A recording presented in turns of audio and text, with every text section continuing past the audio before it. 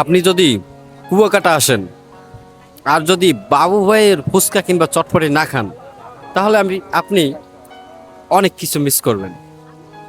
এই যে বাবু ভাইয়ের ফুচকা চটপটির দোকানে আছি আমি আপাতত। বাবু ভাই অসাধারণ লেভেলের ফুচকা এবং চটপটি বানায়। আমরা যখনই কুয়াকাটা আসি, বাবু ভাইয়ের বোম্বাই মরিচ দেওয়া ঝাল ঝাল ফুচকা চটপটি খাই। বেসিক্যালি আমি একটু চটপটি ভালো খাই, আর বরাবর আমি চটপটিই খাই। এই যে দেখুন, আমার এই চটপটিটা একদম পাতলা, ঠিক আছে, কিন্তু উপরে বোম্বাই মরিচ ভাসতেছে। অসাধারণ টেস্ট এই চটপটি। আমি বিভিন্ন জায়গায় চটপটি খেয়েছি, কিন্তু এই বাবু ভাইয়ের চটপটির মতো টেস্টি চটপটি আমি কিন্তু এখনো পর্যন্ত কোথাও খাইনি।